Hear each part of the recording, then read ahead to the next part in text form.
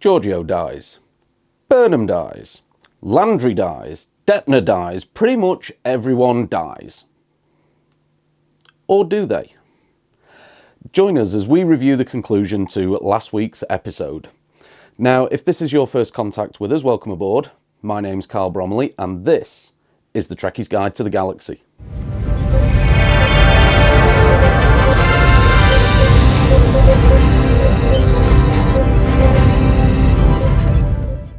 Now, if you haven't done so already, please consider subscribing to the channel and hitting the bell for notifications so that you never miss a video.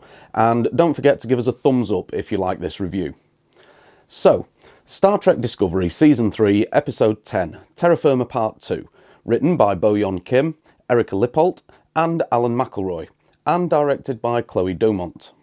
Our episode opens where we left off, with Mira Burnham being dragged away to the brig. Now, I'm not going to go into too much detail about the events in the Mirror universe here because I want to get straight into the meat of this episode. So, the big question that's been on everyone's mind for the past week is answered. Carl is the Guardian of Forever, and I can honestly say that even though I kind of let my imagination run away with me during my recent theory video, I wasn't disappointed by this. You see, I was a little worried about how they would explain it if that was the case, but you know what? It fits. And it didn't need some big elaborate explanation. Just that following the temporal wars, he's been in hiding because people stopped using him for exploration and wanted to use him for killing. And that moment where he actually says it, and the doorway shatters and reforms into the Guardian we all recognise, well, I thought it was really well done. But after everything that happened in the Mirror universe, it turns out that Georgiou hasn't been cured. Her molecules are still being pulled back, and there's a moment where we're not even sure if any of it was real. But when checking her wristband, it confirms that Georgiou did indeed spend 3 months in an alternate universe. And I know there'll be those that say it couldn't have been real because she changed events. Well, again, it's a simple explanation. It was real. It just wasn't the Terran universe we saw in the first season. As Carl himself said, there are many selves, and there's a version of Georgiou in a Mirror universe taking her last breaths. So, why wasn't she cured? Well, as the Guardian explains, she wasn't sent there to be cured. She was sent there to be weighed. You see, the Guardian has the power to send people to any time and place, including alternate universes. So he does hold the cure for Georgiou. But imagine, just for a moment, being that entity with that sort of power. You'd have to be really very careful how you used it, and considering who was now standing before you and the type of havoc she could wreak wherever she goes if you get it wrong, I think you'd have to weigh her and see if you could, with a clear conscience, send her on to somewhere. So that's what Carl did. Georgiou was tested to see if she would make different decisions, and despite the outcome being Burnham's death again, and her own this time, along the way, she tried. She tried to do things differently. She tried to make Mira Burnham see there is a better way. She saved Saru from being slaughtered. She was trying to show that there was a better path for the Terran Empire, and that way was peace. And the Guardian saw this. He saw that in spite of being placed back into her former life with the possibility of returning to her old and instinctive ways, Georgiou has changed. Her living with the Federation and the crew of Discovery for the last 2 years has had a huge impact on her. Now, I wouldn't go so far as to say that this is her redemption, as I think she's still capable of some very questionable actions. But what it does show is something that Star Trek has always shown, and that is that everyone has the capacity to change for the better. And with the right people around to support that change, even the darkest of souls has a chance for redemption. But they have to be willing to make the choice and try. You can't just live in doorways. Georgiou now says her goodbye to Michael, as Carl sets the portal to send her back to a time where the Prime Universe and the Mirror Universe are still aligned. Now, we don't get to know when that is, but based on what little information we have about the upcoming Section 31 show, my suspicion is that it won't be that long after Discovery left for the future, although I'd happily see her in a brand new era of Trek that we haven't been shown yet. Now, whilst we're on the thread of Georgiou's departure, we'll cover the crew's farewell in the mess hall at the end of the episode, which, to be honest, was okay for the most part. My only slight problem with it was that half the crew that were sharing their sentiments about her have barely had any interaction with her.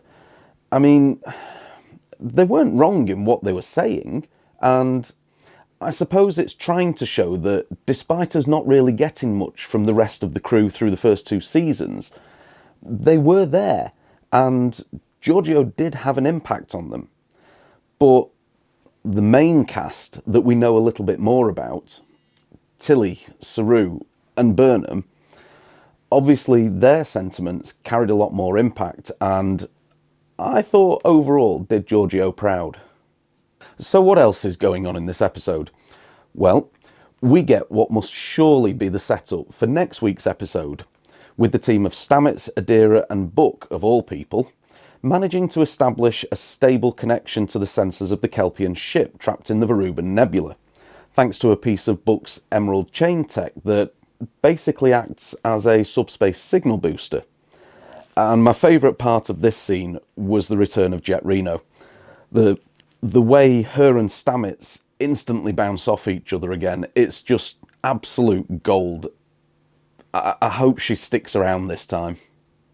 Anyway, this new information is reported back to Admiral Vance, and after expressing his concerns about them integrating Emerald Chain technology with Discovery systems without authorization, he approves of its use under strict supervision. So surely the next episode will see us jump to the Varuban Nebula to investigate. Now then, there's one other thing I want to talk about before we wrap up this review, and I'm finding it a little bit concerning if I'm being honest. Back at the start of the season, in episode 3, Saru finally sits in the big chair for real, taking command of Discovery as her captain, and I was so happy to see that happen, and I've said as much in my previous reviews. Whenever Saru has had to take the chair and command the ship, he's done a great job, and always put his passion, respect and belief in the principles of the Federation and Starfleet at the heart of every decision he's made. Couple this with his flair for diplomacy that has now been shown on several occasions, and I still believe that Saru has the potential to be one of Star Trek's great all-time captains. But unfortunately, that's not the way it's being written. Over the last 5 episodes, since Discovery reconnected with the Starfleet of the 32nd century, everything Saru has done seems to be at odds with what the Starfleet Commander-in-Chief would have done. I've got to be honest, it's not looking good for Saru at the moment, and I've got this horrible feeling that the setup for removing him from command is well underway. Especially when you consider Georgiou's very exact statement to Michael just before she steps into the Guardian's portal, about Saru having navigated Discovery admirably, but that he is not the only one who's suited to the captain's chair. Now, this, along with some other thoughts I've been having on Admiral Vance, Starfleet and the Federation as a whole, is something that I think needs more discussion, so I'm going to invite another Trekkies guide face to discuss some thoughts on these points with me on Sunday night at 11 PM UK time. Oh, and don't forget also our regular Let's Talk Trek show with our friends from the USS Riker's Beard, also on Sunday but at the earlier time in the evening of 9 PM UK time. So be sure to subscribe to the channel and make sure you hit the bell for notifications so that you don't miss out on those. So, now we need to rate this episode. Well, I'm afraid that despite my liking of a lot of things about the episode, I don't think it's up there with my favourites from this season. Overall, I think it was a stronger second part compared to the first. I loved the reveal of the Guardian of Forever, and I really liked the fact that he wasn't just a portal like we saw in the original series. He was a complete entity who was taking responsibility for his powers, ensuring that people are when and where they're supposed to be, and I liked the underlying redemption principle of the episode that I've already discussed. It gave the episode a meaning and moral, making it feel much more Star Trek. So, taking everything into account, I'm going to give Star Trek Discovery Season 3, Episode 10, Terra Firma Pt2, a warp factor rating of 7.5. Well, thanks for watching, folks. I hope you enjoyed the review, and if you did, smash that like button for us. I'd love to hear your thoughts on the episode and how Georgiou's story arc has played out, so drop those down in the comments below and let's discuss. Don't forget, we've got 2 live streams coming this Sunday evening with our regular Let's Talk Trek at 9 PM UK time with our good friends from the USS Riker's Beard, and also our live Discovery Season 3 Thoughts and Theories video at 11 PM UK time. So if you haven't done so already, make sure you subscribe to the channel and hit the bell for notifications so that you don't miss out. So until next time, set a course for Star Trek Discovery Season 3 Episode 11, Warp 7.5. Engage.